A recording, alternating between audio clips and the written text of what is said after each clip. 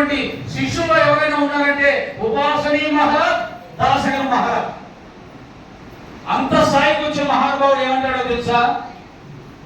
నీకు కాకడ హారతిలో ఉంటుంది, బాబా నేను మీ యొక్క మసీదు చిమ్మి చీపురు కట్ట అయితే చాలు, నా జీవితం ధన్యం అన్నాడు. గుర్తుపెట్టుకోండి. చీపురు కట్టలో ఉన్న విశేషం ఏదో తెలుసా? అది మొత్తం శుభ్రం చేస్తుంది, అదే శుభ్రం చేస్తుంది, కానీ వెళ్ళిపోయి ఒక మూల పడి ఉంటుంది, దాన్ని ఎవడు గుర్తించడు. అంటే ఆయన అర్థం ఏంటి? నన్ను ఎవడో గుర్తించక్కర్లేదు బాబా, కానీ నేను నీ సేవ చేస్తాను. మనం అలాంటి సేవ చేయాలి. వెంకటేశ్వర గారు ఏమన్నా గుర్తిస్తున్నారా లేదా? చైర్మన్ గారు నన్ను, లేదా ప్రసాద్ గారు గుర్తిస్తున్నారా? ప్రెసిడెంట్ గారు గుర్తిస్తున్నారా?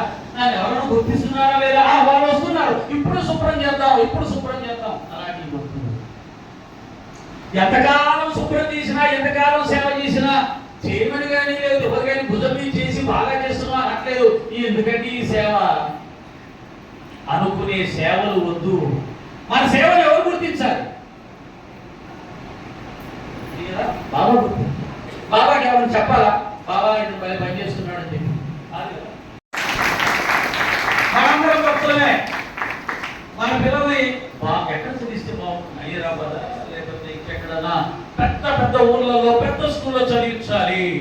బాబా మా పిల్లవాడికి అక్కడ దూరంగా అయినా సరే మంచి కాలేజీ సీట్ వచ్చినట్టు చూడు. మనం దీక్షిత్ ఏంటి?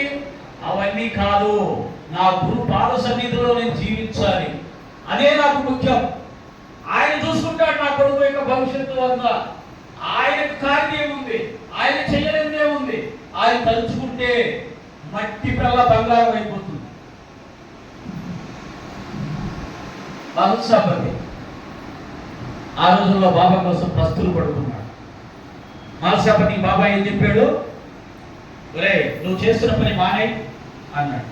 అసలే పేదవాడు, పేద బ్రాహ్మణుడు, ఖండోబరాలయ పూజారి, 80 ఇళ్ళు ఉన్నాయి షిరిడీలో. ఎవరిని ఏమిస్తాడని పాపం ఆ పూజారి వృత్తితో బతుకుతున్నాడు. అప్పుడప్పుడు బంగారం పని చేసుకునేవాడు కంసాలి. బాబా కళ్ళు ఏం చెప్పాడు? ఆ యొక్క స్వప్న దృశ్యం ఇచ్చి ఆ కంసాలి వృత్తి కూడా మానే అన్నాడు. మరి నా కుటుంబ పోషణ ఎలా బాబా అన్నాడు. నేను చూసుకుంటాను.